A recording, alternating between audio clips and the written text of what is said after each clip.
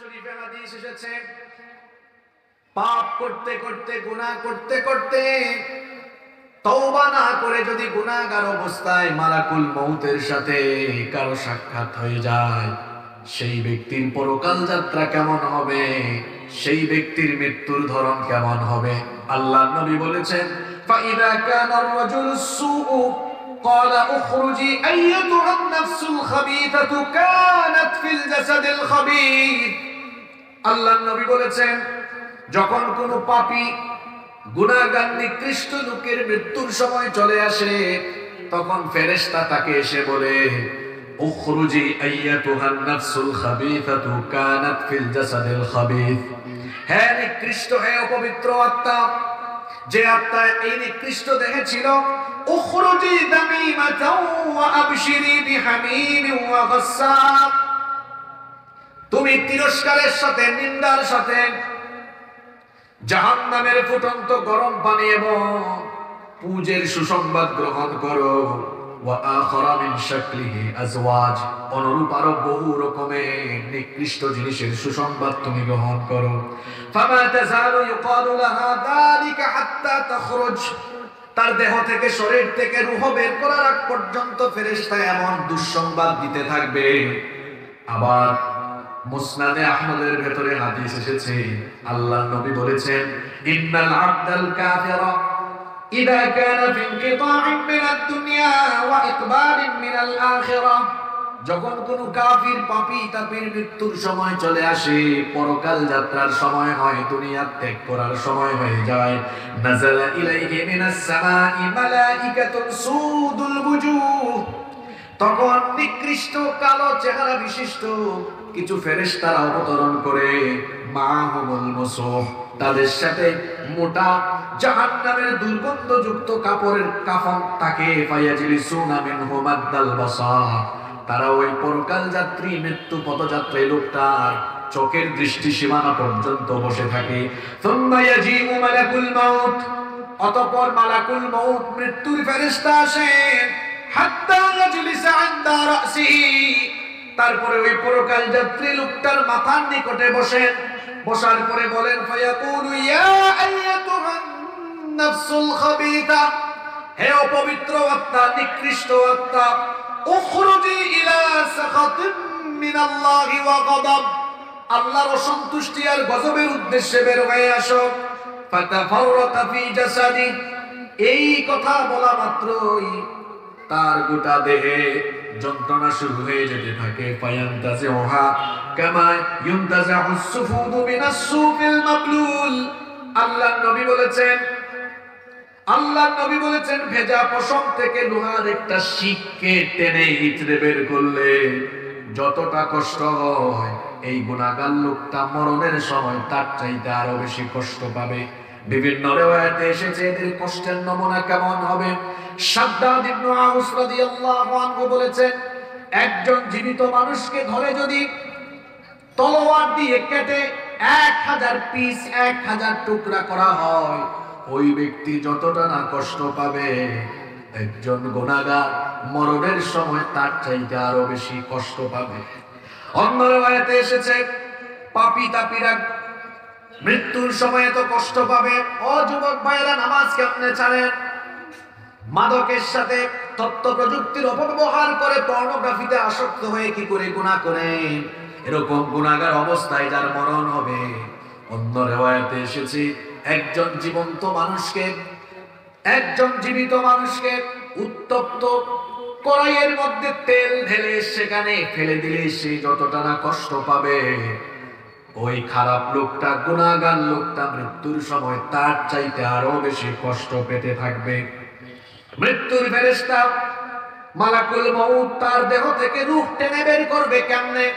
পা থেকে স্টার্ট করবে, যখনই চামড়ায় হাত দিবে, রূহ গিয়ে চামড়ার নিচে লুকাবে, আর সাথে থাকা ফেরেশতারা এই লোকটাকে কষ্ট দিয়ে দিয়ে, পাপী লোকটাকে আযাব দিয়ে দিয়ে রূহটা কবজ করবে।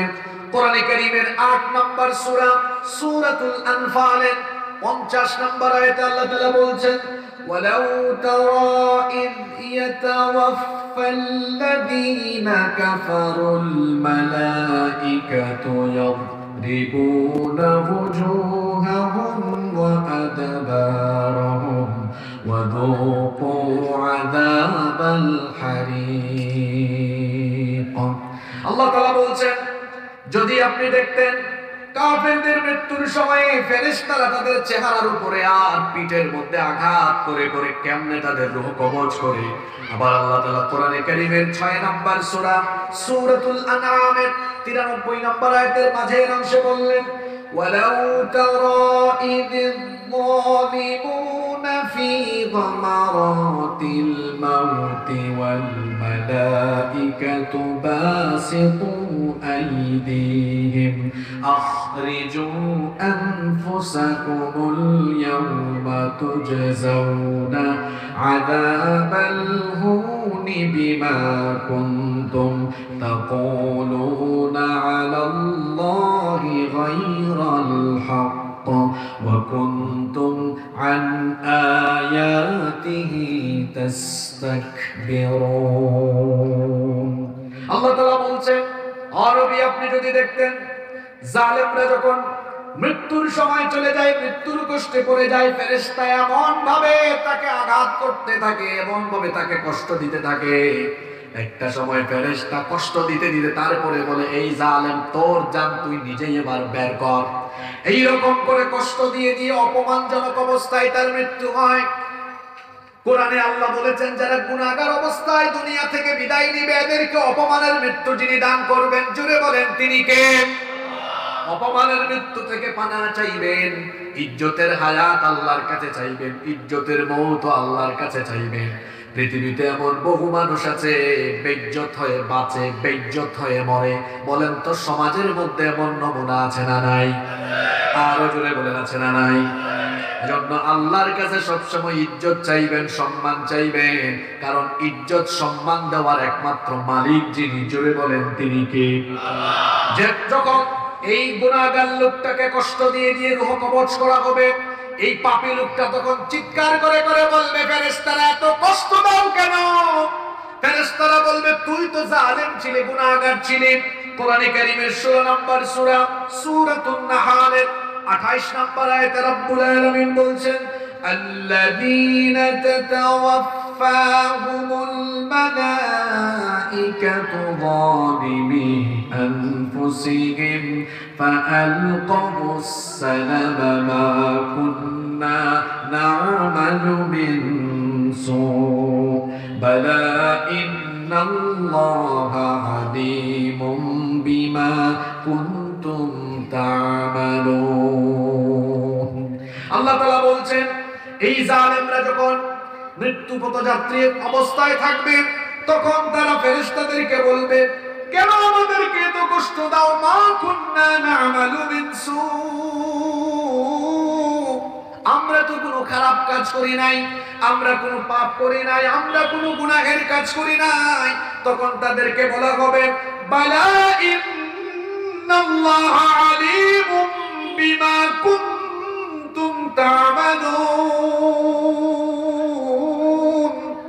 অবশ্যই অবশ্যই তোমরা যা করেছো তোমাদের সকল কর্মকাণ্ড সম্পর্কে যিনি সবকিছু জানেন। গলার আওয়াজ বড় করে বলেন তিনি কি? ফেরেশতা এই গুনাহগার লোকটাকে কষ্ট দিয়ে দিয়ে আযাব দিয়ে দিয়ে যখন তার রূহটাকে একেবারে গলার কাছে একেবারে নিয়ে আসবে কণ্ঠগত যখন তার জান হয়ে যাবে আল্লাহ তাআলা কোরআনে কারীমে এই চিত্রের কথা এভাবে তুলে ধরেছেন। কোরআনে কারীমের ৭৫ নম্বর সূরা সূরাতুল কিয়ামার ২৬ নম্বর আয়াত থেকে আল্লাহ তাআলা বলছেন কাল্লা ইযা বালাগাতিত তারাকিয়া ওয়া কিলা মান রাকি ওয়া যান্না আন্নাহুল ফিরাক ওয়াল তাফাতিস সাকু বিস-সাক ইলা রাব্বিকা ইয়াওমাইযিনিল মাসাক। আল্লাহ তাআলা বলছেন কাল্লা ইযা বালাগাতিত তারাকি কখনো নয় যখন এই জালিম এই গুনাহগারদের জান রূহ যখন একেবারে গলা পর্যন্ত চলে আসবে তাকে বলা হবে ওয়াকিলা মান রাক কে আছে ঝাড়ফুঁক করবে? কে আছে আজ তোমাকে রক্ষা করবে? কে আছে এমন যে আজকে তোমাকে বাঁচাবে? ওয়াযান্না আন্নাহুল ফিরাক, এই গুনাহগার লোকটা বুঝে ফেলবে আজ আমাকে কেউ রক্ষা করতে পারবে না। সে নিজেই তখন মৃত্যুর জন্য প্রস্তুত হয়ে যাবে।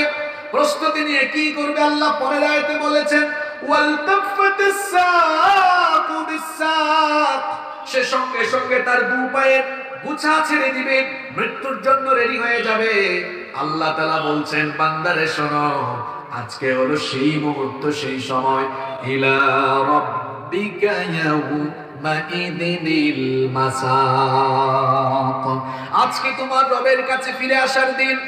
মৃত্যুর ফেরেশতা এইভাবে করে গুনাহগার এই লোকটাকে কষ্ট দিয়ে দিয়ে আযাব দিয়ে দিয়ে যখন তার রূহ কবজ করে ফেলবে, ফাইদা আখাযাহা, আল্লাহর নবী বলেছেন, হাদিসটি মুসনাদে আহমদে এসেছে, ফাইদা আখাযাহা লাম ইয়াদউহা ফি ইয়াদিহি তারফাতান আইনিন হাত্তা ইয়াজআলুহা ফি তিলকাল মুসুহ। আল্লাহর নবী বলেছেন চোখের দৃষ্টি ফেলতে যতটা দেরি হয় তার চাইতে আরো কম সময়ে ফেরেশতা এর রূহটাকে জাহান্নামের কাফনের মধ্যে মুড়ায় ফেলবে।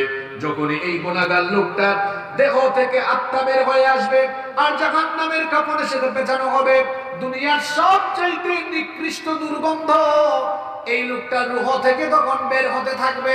যখন জাহান্নামের ফেরেশতারা এই লোকটার রূহ নিয়ে আকাশের পানে রওনা করবে, ফেরেশতারা বলবে কাকে নিয়ে যাও? তার রূহ থেকে এত দুর্গন্ধ ছড়ায় কেন? ফেরেশতারা পরিচয় করিয়ে দিবে, হাদা ফুলান ইবনে ফুলান, এটা অমুক ব্যক্তির ছেলে অমুক, নিকৃষ্ট নামে পরিচয় করিয়ে দিবে। আর ফেরেশতা বলে বেরাবে লোকটা বেনামাজি ছিল, মদখোর ছিল, জুয়াখোর ছিল, সুদখোর ছিল, মানুষের হক নষ্ট করত, এই পাপ করত, গুনাহ করত, এই জন্য কঠিন অবস্থায় মৃত্যু হয়েছে, তার রূহ থেকেও আজকে দুর্গন্ধ ছড়াচ্ছে। ফেরেশতারা লানত দিতে থাকবে। এইভাবে করে জাহান্নামের ফেরেশতারা তার রূহ নিয়ে যেতে যেতে যেতে যেতে যখন প্রথম আসমানের দরজার কাছে যাবে, আসমানের দারোয়ান ফেরেশতার কাছে পারমিশন চাইবে, আকাশের দরজাটা খুলে দাও। প্রথম আসমানের দারোয়ান ফেরেশতারা বলবেন নেভার এভার, কখনো না, এই গুনাহগারের জন্য, এই গুনাহগার পাপী লোকটার জন্য আসমানের দরজা খোলা হবে না। এর কারণ হলো এটা আল্লাহর ঘোষণা। কোরআনে কারীমের 7 নম্বর সূরা সূরাতুল আরাফের 40 নম্বর আয়াতে আল্লাহ তাআলা বলছেন লা তুফাত্তাহু লাহুম আবওয়াবুস সামাই ওয়া লা ইয়াদখুলুনাল জান্নাতা হাত্তা ইয়ালিজাল জামালু ফি সাম্মিল খিয়াত। আজকে এদের জন্য আসমানের দরজা খোলা হবে না, এরা জান্নাতেও ঢুকতে পারবে না। এদের জন্য জান্নাতে ঢোকা আজকে কতটা কঠিন। লা ইয়াদখুলুনাল জান্নাতা হাত্তা ইয়ালিজাল জামালু ফি সাম্মিল খিয়াত। সুইয়ের ছিদ্র দিয়ে উট প্রবেশ করা সহজ না কঠিন? আরে আপনাদেরকে ওয়াজ শোনাতে শোনাতে এমনি টায়ার্ড বানায় ফেলছে, আমি নিজেই টায়ার্ড। 1 ঘন্টা 5 মিনিট বসেছি, আর আপনারা তো আমার চেয়ে সিনিয়র, আপনারা 5-6 ঘন্টা বসছেন, ক্লান্ত হয়ে গেছেন আপনারা। এই ওয়াজের দরকার ছিল বাদেশা, কিন্তু হয়ে গেছে রাত 11:30, এটা ঘুমের সময়। কি আর করবো, আমি বেশি কিছু বলবো না, কারণ ম্যানেজমেন্ট এটা এমন এক জিনিস, এটা নিজে থেকে না বুঝলে অন্য কেউ বুঝাইতে পারে না। আমি তো সিলেটে মানুষ, আমার সিলেটে আপনাদের দাওয়াত রইল। আমাদের সিলেটে কখনো রাত 10:30 11টার পরে মাইক চলে না, মাহফিল বন্ধ। এশার নামাজের পরে প্রধান অতিথি বক্তব্য রাখেন, 10টা 10:30টায় শেষ হয়ে যায়। আল্লামা সাইদি সাহেব 50 বছরেরও বেশি সময় তাফসীর করেছেন। তার মাহফিল যারা আয়োজন করতেন রাত 10টার বেশি সময় তিনি আলোচনা করতেন। সারাদিন তো আমার বাপজানরা ভাইজানরা কত কষ্ট করেছেন, তো এখন তো ঘুম আসবে স্বাভাবিক। আমি যে কথা বলবো আমারও ভালো লাগবে না, মুড আসবে না তো, কারণ সামনে থেকে রেসপন্স পাবো না। কষ্ট হচ্ছে বাবারা ভাইয়েরা, আমাকে আপনারা অল্প কিছু সময় দিবেন তো? কি দিবেন তো? মাশাআল্লাহ, আল্লাহ সবাইকে কবুল করেন। সুইয়ের ছিদ্র ছোট না বড়? আপনারা রংপুরে এটাকে সুই বলেন, তাই তো? তো সুইয়ের ছিদ্র দিয়ে উট প্রবেশ করা যেমন কঠিন, আল্লাহ বলছেন এই গুনাহগার পাপীরা জান্নাতে যাওয়াও তার চাইতে আরো কঠিন। এইভাবে করে পাপী তাপীদের রূহকে কবজ করা হবে, প্রথম আসমানে যাওয়া হবে, পারমিশন দেওয়া হবে না। এরপরে তার রূহকে সিজ্জিনে পাঠিয়ে দেওয়া হবে। সিজ্জিন কি? সিজ্জিন হচ্ছে জাহান্নামী পাপী তাপীদের রূহকে সংরক্ষণের জায়গা। এটার নাম কি? সিজ্জিন। মৃত্যুর কয়টা ধরন বলছিলাম? জোরে বলেন কয়টা?